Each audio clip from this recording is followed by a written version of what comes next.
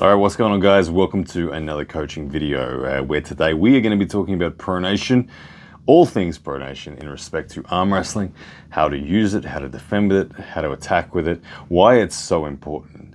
And for me, it's actually what I consider to be the most significant fundamental of arm wrestling. It is what keeps me personally in most matches. I can definitely go as far as saying that when my pronation is alive in the match is still good to go. It is, for me, the last line of defense in so many opportunities. It provides a basis for me to counterattack. And without it, to be honest, I would not be the arm wrestler that I am. Now, of course, there are very different approaches to arm wrestling, and I am a pronation-based arm wrestler. So this is where I started in the sport. This is where I genetically sort of had my best opportunities. So it may be different for you, but whether or not you are a pronation-based arm wrestler, you can still benefit from what we're going to go through in today's video, because it is, as I said, one of the four fundamentals strengths of arm wrestling, which of course fundamentals, we got wrist flexion, we got pronation, we got back pressure, and we got side pressure. In a very basic sense, those are the four movements that make up arm wrestling, but pronation for me is my favorite. So let's get started and let's talk about why pronation really is so important. Okay, so pronation, as we see it here, you can define it as the twisting, in a very layman's terms, it's the twisting of your hand and wrist with your thumb coming towards the center line of your body. I like to define pronation in respect to arm wrestling. I like to visualize the pivot point that runs, or the axis in which you pivot from your elbow through to your hand. That pivot point is such a crucial thing within arm wrestling. Controlling the pivot point of both yours and your opponent's pronation will change the outcome of a match. The competitor who has the high ground in the pivot will have access to so much more leverage through the axis of the edge of their metacarpals in their hand, and subsequently that will open up many opportunities. Controlling the pivot point will be achieved by having strong pronation. Now, pronation is something that you can use in both an offensive and a defensive sense. In the offensive sense, it forms one of the most significant components to your static threat. Now, static threat, of course, is what you give to your opponent when you step to the table. If it's what you feel from your opposition when you first grip up and you test your hands out before they're ready to go. A lot of the time, even in a ref's grip where there is no load, static threat is what will win you the match. I always tend to believe that the vast majority of matches are won prior to the go. And pronation forms, in my opinion, the largest part of having static threat.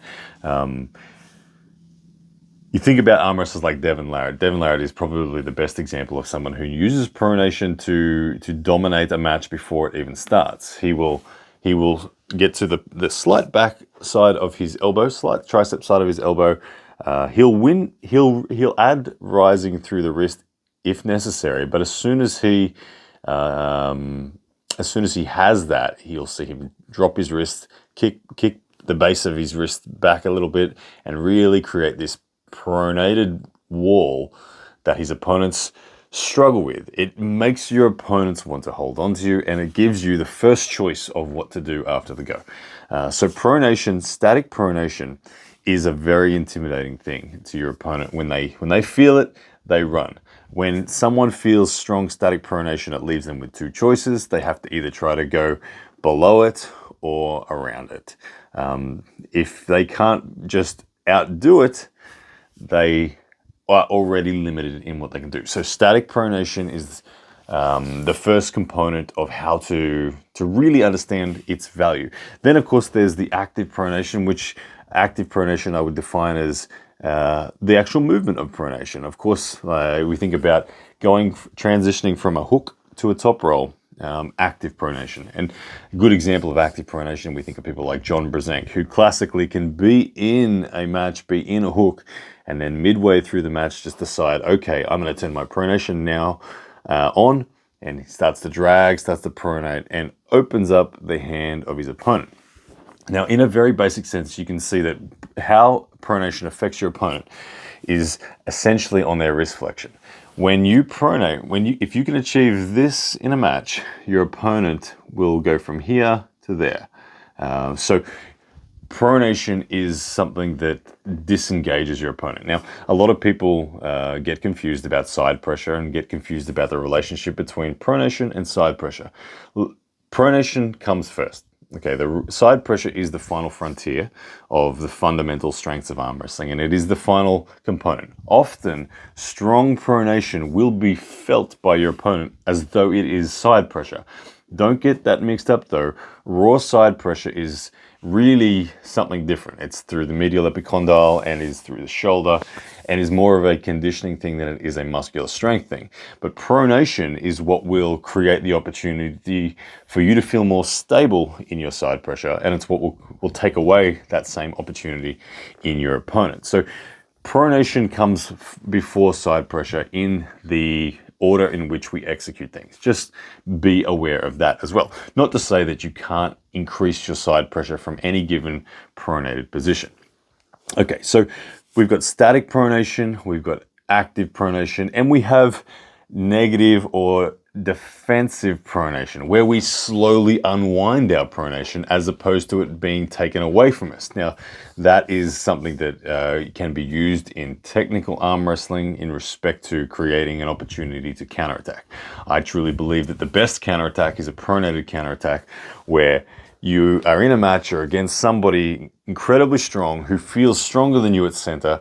You hit your top roll, you're limited by it, you try to get into a high hook, their side pressure starts to take over, and as they drive you to their side of the pad, it is your pronation that you have slowly unwinding, but as it unwinds, it actually gets under greater and greater tension to the point where you are now in an open arm top roll, or call it a king's hook, or whatever you want to call it, an open arm top roll where your pronation, your negative pronation, met by the lock in your wrist, the connective tissue joint lock in your wrist at the bottom of the motion, that forms the strongest defensive wall that a pronator can offer. It's my personal favorite defense. I call it my hidden hook if I'm forward, where I will come forward in the match. My opponent's too strong for me to win center, so they take center, they take everything, but it's the pronation at the bottom of the hidden hook that keeps me alive. As every time they go to pin, they hit that pronation. And of course, there is the outside move as well, where you're separated from, instead of on the front of your elbow, you're on the back of your elbow, and this time you're adding rear delt and lat, a bit of drag as well, and more classically seen as the King's move, or the entry to the King's move. I do, just for the record's sake, I do see it as a very different thing. The open arm top roll versus the King's move. For me, the King's move is when you get truly on the inside of your elbow. That I would call a King's move, where if I'm still on the tricep or on the front of my elbow, I would say I'm in an open arm top roll. So pronation for me was where I started in the sport. I came from the background of tennis, and the topspin forehand, the aggressive topspin forehand was my best weapon in that sport. And when I came to arm wrestling, it really felt like a natural opportunity for me to just persist with. Now, it will form, I believe, the most significant offensive tool. When you are set up, and to go right back to where we began with static pronation, when you are set up and dominant on static pronation, it will give you the opportunity to add side pressure freely. If you are not dominant, or if you are experiencing a limitation and your opponent's wrist flexion fingers is too great for your pronation, it will feel horrible. So the contrasting experience couldn't be more polarizing. If you're dominant, you'll feel like, oh my goodness, I'm going to win this match. I'm going to take it away from my opponent in a flash, because your pronation's free and you just hit it, done. Thank you very much for coming, next round. But if your pronation is limited, it's a very intimidating feeling, because you know, oh goodness me, I'm in trouble. When they say go, I'm going to leave my pronator behind as I try to hit. Now, one of the most important principles with pronation, I believe, and it's a Devon Larratt principle, is to not fight the losing battle. If you sense that your pronation is going to be contained, is going to be limited, it's really important that you just do everything you can within the range of your pronation. The worst mistake you can make, and particularly we see this a lot in novice arm wrestlers, is they leave their hand behind. When they hit, they send all their body energy this way. They try to go sideways, but they leave their hand over here somewhere. And I think the worst thing to leave behind is your pronation in that unraveling. Because arm wrestling, you have to look at it as a set of negatives. We start at the table with our pec across our shoulder, with our bicep engaged and enclosed, with our pronation fully wound up. The only thing that we can't engage with already contracted is our wrist flexion, because we have to start with our wrist straight. But all other fundamentals are already set. Now, our opponent, in order to defeat us, has to take me out of my shoulder, has to open my arm, and the last line of defense has to defeat my pronator. Of course, you can be defeated in other orders, but as an arm wrestler who uses pronation as a weapon, that is how I would give up ground. Because, don't get me wrong, you will need to give up ground in arm wrestling. You will need to retreat. You'll need to learn the art of retreating whilst giving your maximum effort to go towards victory. Now, that is something that only comes through experience and table time, but pronation, make sure you make pronation the last line of negative defense. So it's the last thing you give up. Give up your shoulder, give up your bicep before you give up pronation. The exception to that is if you are up against somebody who is simply already better at the pronation than you are. That changes things. If you're against it often happens when you're against a taller top roller, that the leverage advantage that they have just simply makes you chase them, and it's difficult for you to get active pronation. That doesn't mean you don't use pronation still. That means that your top roll is at a disadvantage, and you should be choosing a different strategy.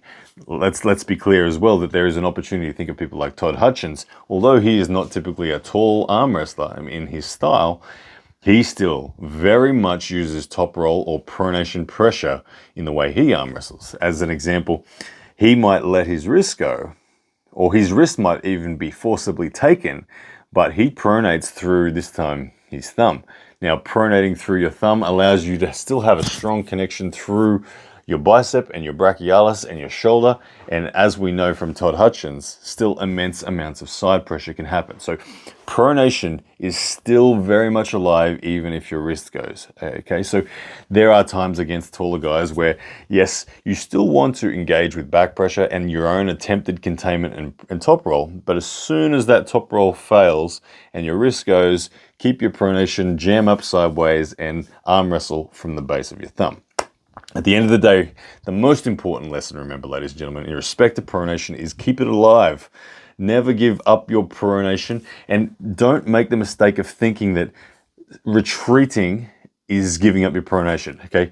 You are still keeping that negative pronation engaged and loaded, and it is what is keeping you alive. So that is still your pronator alive.